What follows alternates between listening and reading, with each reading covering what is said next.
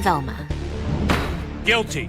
Based on what? I'm saving money to hire a private investigator to find my biological family. Nora, guess what Daphne gave me? Is it mononucleosis? Because I saw you two kiss last night. Honestly, I think what I really need is a friend. Me too. But also, maybe a friend who fucks. No. Let's just keep it simple and try and be friends again. Yeah, you're right.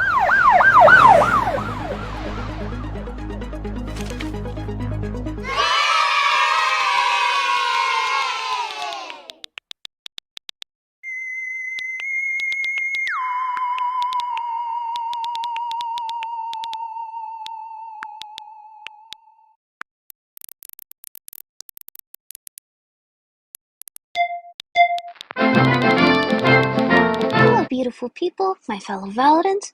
Welcome to another How to Draw video. Today we will be drawing Velma again. This is in reference to some of the later episodes we'll be going over in this. So I will be covering episodes 4 through 7. Yeah, I'm going to be covering episodes 4 through 7 this time, and if you didn't watch the last video, I'm just giving like a brief overview / summary of the series, so you don't have to watch it. This is my public service to the world right now. So, yes, we have Velma here. Last time we drew her very strangely, so maybe we could try to draw her a little more normal this time, but, so for episode 4, here's a brief overview, brief summary. So, 3 girls are dead now. We're still no closer to solving the mystery, okay, you guys? There's still lots of sexism, racism, and the usual narcissism and pessimism from Velma. You know, it just continues throughout the episode. But Fred, he's no longer on the hook for the murders, you know, since the 3rd murder happens when he's in jail. So he's exonerated. Some dumb stuff is said, but basically, Velma has to choose the 5 hottest girls in the local high school to essentially, you know, save them from the murderer, since, you know, that entity is still on the prowl, and they really want to go after high school girls. So that's, oh yeah, that's what's going on. And then Daphne, she makes enough money to find, she makes enough money from drugs to find her parents. Sorry, I mixed that up. Could barely speak as usual. She's trying to find her birth parents. She's gonna hire a private detective, right? And there's lots of shenanigans with Velma choosing the hottest girl. You know, it's really weird. The hot girls, they're acting absurdly like sexy around Velma. You know, they're presenting themselves to Velma in these revealing outfits. They're pole dancing, and holy glorb almighty, I wish I was joking. No, I'm not kidding. Like, this is actually happening. I wish I was making this up. Then Norville, yep, Norville. I don't know if you remember him, Norville. He gets the idea of wanting to study Daphne, right? To find out what makes her so attractive to Velma, since Velma clearly has feelings for Daphne still. And, you know, and Norville himself, he's hopelessly in love with Mindy Kaling. I mean, you know, Velma. And it's just really weird. But yeah, okay, so the 5 hottest girls are finally chosen after some debate, and they temporarily get a personal police detail. This is to protect them from the murderer, you know. And, yeah, one of Velma's top cringe quotes of the episode is, "Wait, so you're saying I get to actually release these girls from the shackles of the male gaze?" You know, because now Velma is in charge of teaching the 5 hottest girls how to not be hot, or in other words, Uggo lessons, because the killer only goes after hot girls. Yeah, and the Uggo lessons, they don't work. Because, you know, the girls, they like looking hot, and they get personal police details afterwards, you know, after failing their Uggo lessons. I didn't really think it'd work anyways, just watching the episode. I was like, there's no way these girls are gonna maintain this facade of Velma. She, like, messes up their hair, puts them in these frumpy outfits, although some of the outfits still look pretty good on a couple of girls, but she really does her best to, like, try to make them look I wouldn't say ugly actually. They actually look pretty normal. But they're not, obviously they're not like dressed up like they usually are. Like obviously they're not trying to impress as much in these like toned down outfits. Although one girl, she literally has like a nest of hair, like woof. Like she need to brush that hair, and yeah, it's a tangled mess. So that's probably what my hair would look like. That one girl with the nest of hair. But yeah, so something really interesting too though about this episode. It's one of the hot girls. So she actually confronts Velma on her views and saying, "I know I love looking hot. You think every girl deep down is like you, but you're wrong. In fact, your definition of womanhood is even more restrictive than ours." And Velma, she's just left speechless. And I'm just silently clapping to what was said because I wonder if this is just one of the writers trying to tell the audience that they know how wrong and terrible a majority of the script is.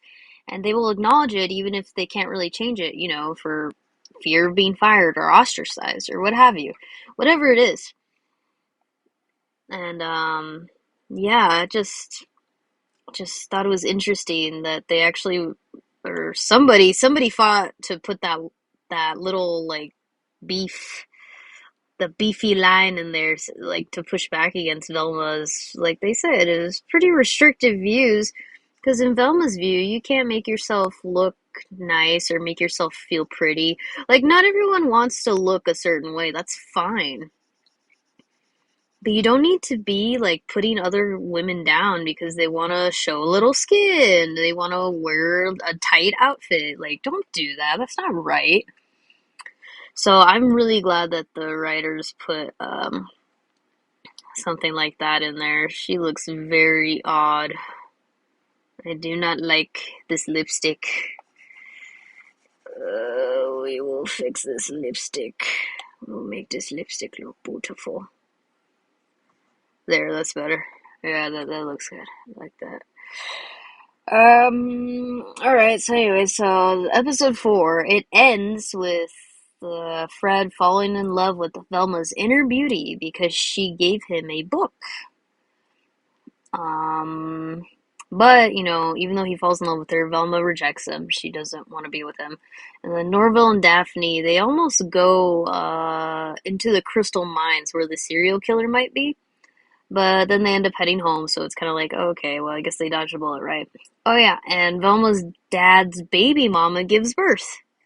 Yep, that finally happens. Like, we've been waiting all season for that. I'm glad that finally occurred, right? So yeah, that's episode 4. Episode 5! Where to begin? Let's see, we have a missing mother, we have 3 dead girls. Literally no clue on who the murderer is except maybe Fred's dad, because it turns out the mom, Velma's mom, disappeared at Fred's house, like, all those years ago or whatever. Yeah, she disappeared at Fred's house, and then the police detail is gone for the hot girls. Yeah, and now there's a citywide curfew. Fred is still in love with Velma's inner beauty, and he offers a clue to her mother's disappearance, which is oddly nice of him. Norville and a girl named Gigi are dating. That's why he's been ignoring Velma's calls. She's been calling him, to get him to do stuff for her. Daphne actually goes to the crystal mines alone and finds a sort of cult-ish, a clan. I don't really know what they are, but they're called the Crystal Mines Gang. They claim that she was stolen from them as a baby, so Daphne is technically a crystal mine resident, right?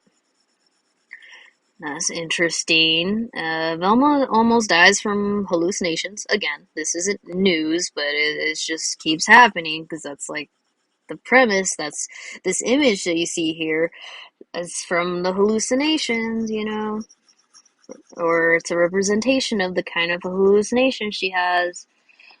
And Velma, she also hosts a party. It's like for the band kids. Yeah, it's like a party for the band kids. And she feeds it, I don't know if I like that we're coloring in the hair. Yeah, I don't like that we're coloring. That was a waste of time. Anyways, what was I saying? No, we want to keep that. Oh, I deleted. Okay. I'm sorry, I'm like half paying attention. Velma hosts a marching band party and she feeds a marching band.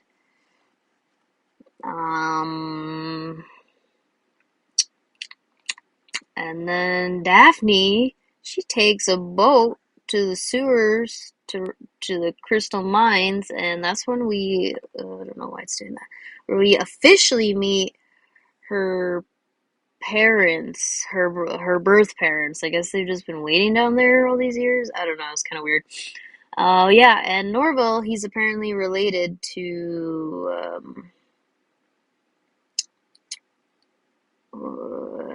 somebody important.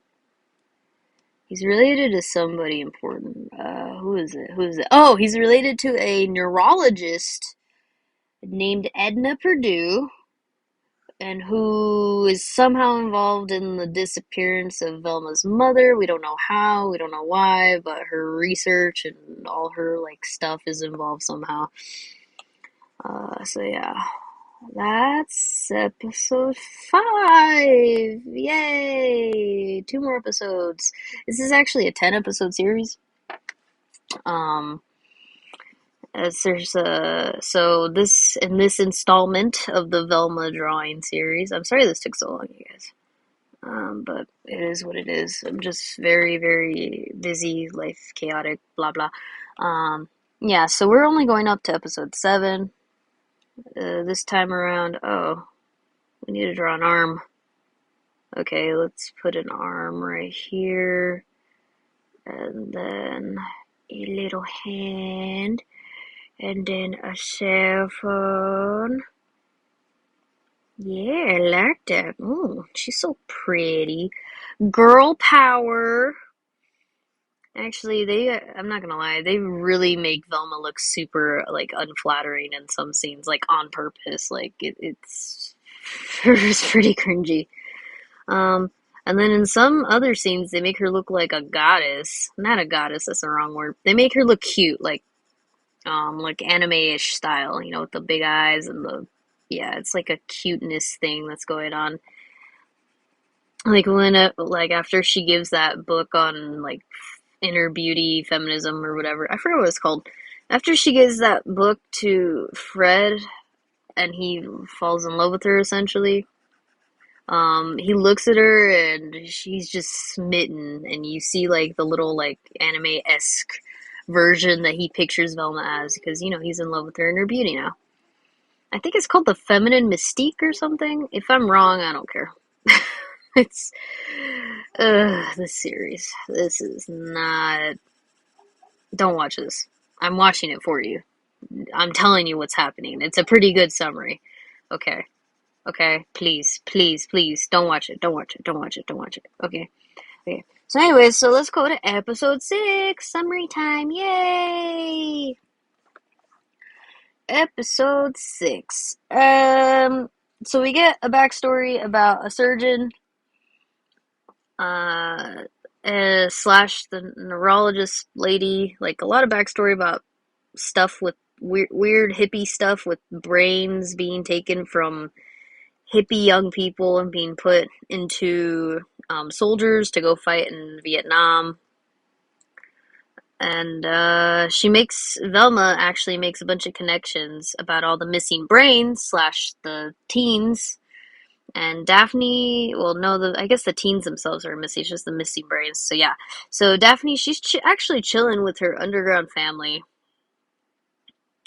And Fred, he's still hopelessly in love with Velma's inner beauty. Very flattering figure, Velma. Yeah. Still in love with Velma's inner beauty. Velma almost dies twice in a row.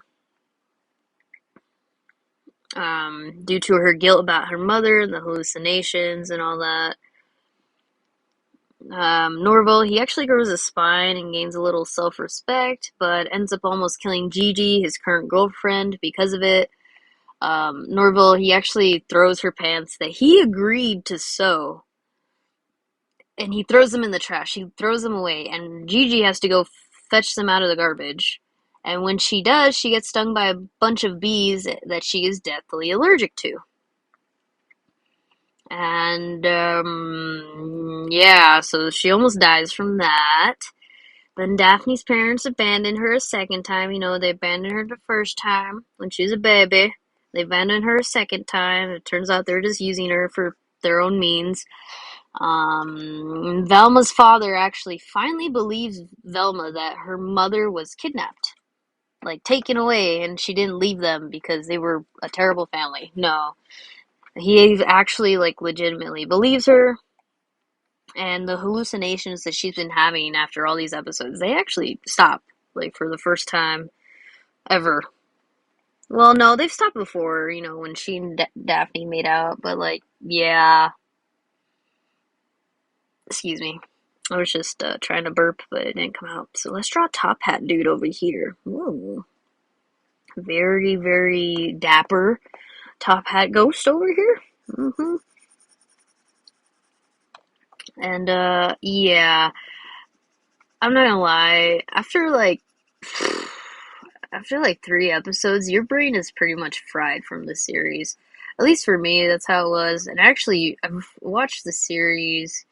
I've watched those first couple episodes at least twice each. Like, episodes 1 through 7, I've seen at least twice to make sure I fully understand what is going on in all this bizarre nonsense, because I don't want to sound like an idiot when I present it to you guys.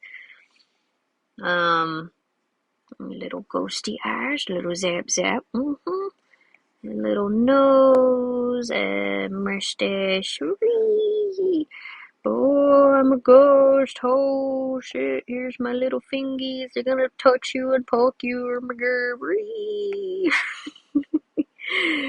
We'll do here. Yeah, that's more ghost-like. Yeah, I'm a ghost. Yeah. I just realized Velma kind of looks pregnant here. Like she's holding her belly, and there's a baby. There's a little baby kicking inside. Oh my gosh, stop! Why am I doing this? It's a little ghost. Oh, that kind of does look like a face. That's kind of creepy. Alright, let's lean into this a little bit. It's a little ghost in her belly. Yay! I'm sorry, I shouldn't be laughing this hard. Oh, what am I doing? Look at that! Okay. Alright.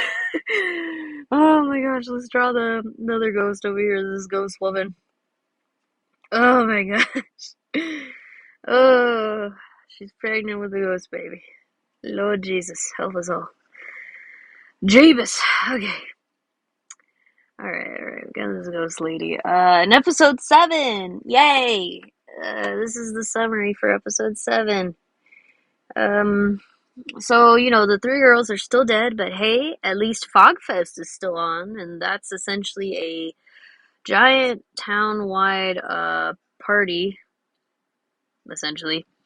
Fred, again, is still hopelessly in love with Velma's inner beauty.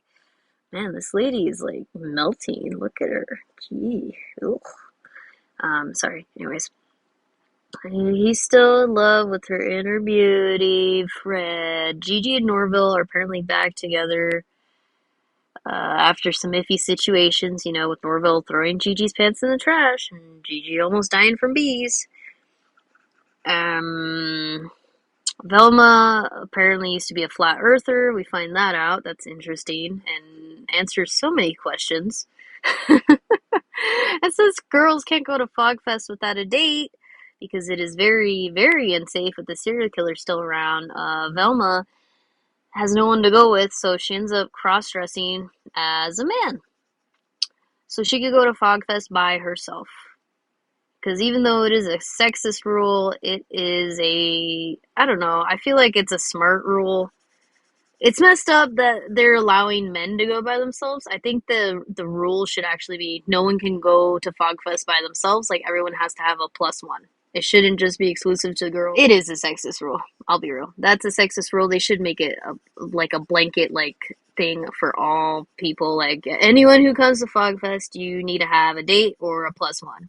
You can't be single. We use the buddy system here. We want to make sure everyone has a safe, fun time. That would make sense. But you know, the show focuses on a lot about like sexism and a lot of the like the stereotypes regarding sexism and racism and blah blah blah blah. A lot of stuff. And most of it is not funny. Most of it's just very, I don't know, it's just distasteful. But anyways, she cross-dresses as a man, she fools everyone for way too long, even getting Daphne to like kind of fall for her a little bit. And Daphne literally, they're alone together, she mumbles. Actually, no, before Daphne actually like full on like kind of like gets a crush on Velma's like cross-dressing counterpart, she just sees Velma's persona, Manny, running off to find the serial killer. She sees Manny, you know, Velma, running off, and Daphne says, who is that tasty snack? Like, literally. So, definitely Velma is her type, right? Because even in cross-dressing form, Daphne's all like, ooh, I'm ready for some of that. But yeah, so throughout the night, Norville, he actually succumbs to his inner douchebag and starts a fist fight with Fred to determine which of them will be Fog King, because that's like a big like title, right? It's kind of like homecoming queen and king type thing, because there's a Fog Queen and a Fog King, and they get into a fist fight over it. Fred, he's actually really determined to be Fog King, so he could prove to his parents that he's like worthy of being like the heir to like the fortune and the company and all that stuff. But eventually, though, Manny, you know, Velma, she's ousted by Fred, and I guess Manny was up and running for potentially becoming like Fog King at one point. But, you know, she's ousted by Fred, and Norville, he ends up actually pushing a little girl off a pier for clout and small time fame, essentially. You know, to become Fog King, like he wanted to get known for a good deed. So he pushes a girl off a pier, and Gigi wants nothing to do with him because he's been like obsessed with like this Fog King stuff all night. He's been very neglectful boyfriend, not listening to her needs, blah blah. And the murderer actually chases Velma and the gang around, but disappears in the fog after a bit. And then Fred is kidnapped later on, and that's it. That's the end of episode 7. Velma gets away with doing a lot of like gross stuff, and they're trying to make a point by saying, "Oh, as a woman, all this stuff I do is seen as, you know, unfeminine and gross and blah blah blah." Like her eating a giant turkey leg or some kind of meat sloppily is considered like manly or attractive to people, and it's kind of like, I don't know, anyone who's like being gross while they chew is not attractive to me personally, but you know, to each their own. And like, yeah, they just put Velma in all these like scenarios and stuff, and it's weird. They just really, really want to emphasize that, you know, there's a lot of disparity between the sexes, sexism. And there is a lot of disparities, but I wish instead of the show focusing on the negative so much, I really do wish it had decided to, I don't know, level the playing ground, give everyone agency and power over their own stories, you know? Instead of just trying to give it all to Velma, who frankly nobody likes. Nobody in the show likes her, and I'm pretty sure nobody in the real world out here likes this version of Velma all that much. Not compared to past versions. Or maybe this is like their favorite fucking Velma ever, right? This is their like, oh yeah, this is a Velma I've been waiting for fuck yeah, I can't believe it. This Velma's so amazing. Oh my gosh, girl power. What, maybe this is their hero, and that's fine. But I could tell you for a majority of the population, this is not what people wanted. Nobody asked for this. Nobody wants this. Okay, maybe a couple people. A majority of people don't want this. It's still just weird. Like, I'm not sure what the main message is they're trying to get across, and they even contradict their own ideas consistently, and I sincerely believe it's because the writers themselves are in conflict with each other. Look at the conversation that we have in episode 4 with the hot girls, like, basically telling Velma to, like, shove off because she's all up in their business, and she's just being, like, cruel and about the way they present themselves, which that makes them feel good. Dressing up, acting girly and all that, that makes them feel great. They love the attention. They love, all of that, and that's okay. And if dressing in turtlenecks and sneakers for 24/7, no makeup, whatever, makes you feel good, then great. All the power to you. You should be doing what makes you feel, like, good, right? You shouldn't be, like, so I don't know, just discriminating people against the fact that they want to be either, like, really, like, dressed up to the nines, or they want to be comfortable, they want to be chill, And some days I would just want to be chill, and some days I want to dress up, I want to feel fancy a little bit, so I get a little nice. It just depends on my mood, and I don't think there's anything wrong with that. And then at least the episode, it addresses, like, Velma's, weirdness about it. And we need to put the logo in here, so let's grab the logo. Let's do this one. Yeah, that's better. So the logo's on a new layer. We'll put the Velma logo up here. I can barely see it. Hold on. Yeah, like that, Velma. Velma. I just don't see the purpose in this piece other than shock value and very forced commentary on things we already know. And it doesn't offer, sometimes it offers a resolution, but not really a solution. And I understand there's not really, there's so many issues, that are going on in the world. And there's not an easy solution to anything. And I think that's why I was able to resolve, like, that Velma conflict with the hot girls, on their differing views on, like, femininity or whatever, or standards, whatever you want to call it. Because that is an easier thing to resolve. You just let people do what they like. You let them feel comfortable, right? But for other issues, it's more difficult. And my gripes with this series is they don't really...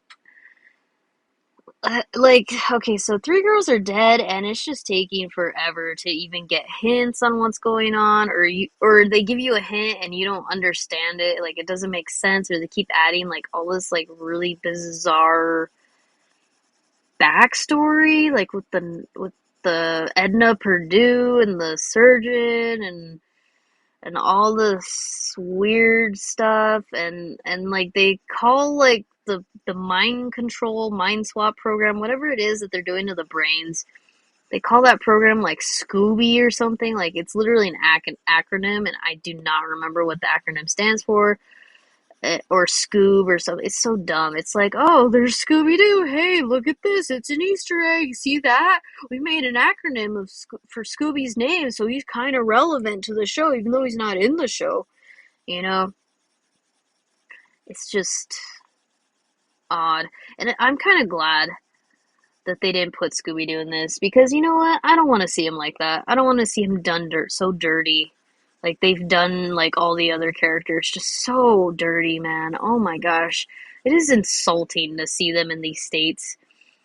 And like, Norville / Shaggy or whatever, he's just a doormat, and then he doesn't want to be a doormat, but he ends up, like, being a complete douchebag. It's like, Jesus, is there no one normal in the show besides honestly, besides, like, a majority of, like, no, not even the school. The school is, like, weird, too. A lot of the classmates. They portray band kids like crazy people. I mean, they're not wrong. At least when I was going to high school, we all were a bit eccentric, not crazy, but still, it's very, very interesting how hard this leans into like stereotypes and tropes. And it keeps, it like expects you to enjoy it and to be like applauding and like clapping. Like you can tell it wants like a pat on the back. Like the writers, the show. Velma herself is always like trying to be right. She's a know-it-all, and no one likes a know-it-all. You can be a know-it-all, but you don't have to be actually, you know,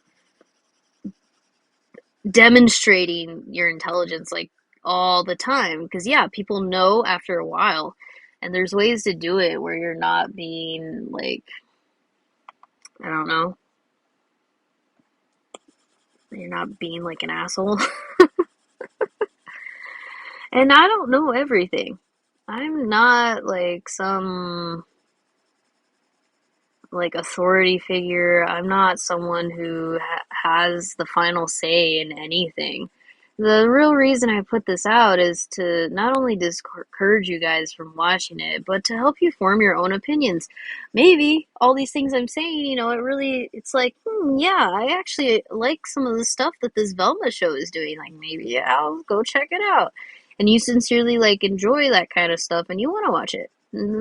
But a majority of you will just watch it just to see like how bad it actually is. And it drags and it gets boring at random times. You just want answers and it's not satisfying. At least so far. I don't feel like this is going to have, excuse me. I don't feel like this is going to have a satisfying conclusion. I feel like we're gonna not be super surprised by who the villain is, or maybe we will. I don't know. I definitely know Fred's family has something to do with what's going on. Not Fred himself, he's too dumb. They've literally made him, like, really, really dumb. He is not an intelligent person. I don't think this series will ever allow him to be an intelligent person, the way it's handling everyone. Which is unfortunate, but that's just the way it is, That's just the way these things go. When you have a certain idea in your head, and it's a false idea, but it's an idea that a lot of companies have right now of what like the public wants, and I don't know who decides on like what is considered like popular or not, because it's not the people. The people are not deciding that at all. If it were actually decided about like what the actual consumers wanted to view, the Hollywood media in general would be in a much different place. We wouldn't have all these overblown, bloated amounts of superhero movies, or all these freaking sequels and reboots. We would have more original IPs, man. What happened to all the original ideas? Where are they? I don't see them. Bring them back, please. What happened to the early 2000s? All them banging movies, man. Oh, so good. The early 2000s. Lots of great animation. Disney was testing the waters with their, I thought they were great movies, Atlantis, The Lost Empire, and Treasure Planet. I really loved those movies as a kid, but they were a commercial flop, Neither of those movies did well, but they're really good movies. They really are. They were ahead of their time, that's for sure. They were amazing, though. Man, my hand is getting tired. Let me just adjust my wrist guard here for a sec. Yeah, those were great movies. I could not believe how good they were. I love Treasure Planet so much that when it came out, because my mother, she used to have some special access to stuff, and we went to this one Disney store, and they had it was a 6-inch Morph. And Morph is a character from Treasure Planet. He's this adorable little pink blob. And I was in love with that adorable little pink blob. And I really, really wanted that Morph. And after a lot of bugging, she got it for me, and I carried it with me everywhere, everywhere. And then I don't know what movie we want to go see, but we want to go see like another movie like 2 months later. I brought my morph with me because I brought it with me everywhere. I love my morph. Oh, I miss morph. What happened was I went to the bathroom and my parents had got us there really late, so we were in a rush to get to our seats, and I had to pee really bad, so I peed, and I forgot my morph on the counter, by the sink. And during the movie, I realized my morph was gone. Like 5 minutes in the movie, I squeezed around in my lap, and I was like, "Wait, my morph isn't here. I didn't bring morph. Where's morph? Where's morph?" I was freaking out a little bit, and I was like, "Mommy, mom, mama, mama." She's like, "What?" I'm like, "Morph is gone. I left him in bathroom." And she's like, "Here, you gotta wait till after the movie. I'm sure someone put it in Lost and Found." I'm like, "No, Morph. I want my Morph." And she's like, "Shh, quiet." And so I was a good child. I was quiet. I was angsty the whole movie. See, I don't even remember what the movie was because literally all I could think about was my Morph. Like, I really wanted my Morph really bad. And so the movie was over. I was like, "Hey, can we go get Morph now?" And she's like, "Hey." And so we go up to the front counter for Lost and Found. Actually, I went up to the bathroom before my mother went to the Lost and Found. I went up to the bathroom to see if my morph was still there. Because if it was just still sitting on the counter, then I didn't have to worry about it, right? Of course, it wasn't going to be there. Which is why when I came downstairs, I was hopeful that my mother would have found it. And then I asked her, she's like, "Did the front counter have it Lost and Found?" She's like, "No, baby, I'm sorry. It looks like someone took it." And I was like, "What?" And so then my little self, I don't even know how old I was. I was pretty young. I don't know, maybe I was 7 or something. My little 7-year-old self stomps up to the counter like, "Hey, did you see, it's pink, a 6-inch morph or whatever?" Anyways, the front counter like, "No, I'm sorry, honey, your toy isn't here. And you checked the bathroom, right?" And I said, "Yeah." And she said, I'm sorry, it looks like someone took it." And I was like, "Oh man, really?" And, I was tearing up a little bit. I didn't full on like cry. I wasn't a brat, but I was really upset. And it had taken a lot of, coaxing on my end, to my mother, like, to get her to buy me the morph in the first place. And I knew she was never going to buy me that again. It wasn't cheap, Disney products have never been cheap. And I've always thought about it. I've always been like, man, I sure hope whoever stole that morph is at least loving him as much as the way I had loved him. I really loved Morph. He was like my little buddy for a long, long time. And yeah, I hope Morph is doing good now. I hope Morph is in a good place. And if the original thief who took Morph, if he sold him on eBay or whatever, I hope Morph then went to a loving family who cherished him because he is adorable. He has these little bulbous eyes and they remind me of pug eyes, and I love pugs. I don't. I actually have half pugs. If you've seen some of the other videos on my channel, I think they're adorable. I love my pugs. They're half Chihuahua, half pug, but I call them pug. They're pugs to me. But yeah, I hope you're doing well, Morph. And that's a really good movie. If you've never seen Treasure Planet or Atlantis: The Lost Empire, definitely go check them out. They're really good movies.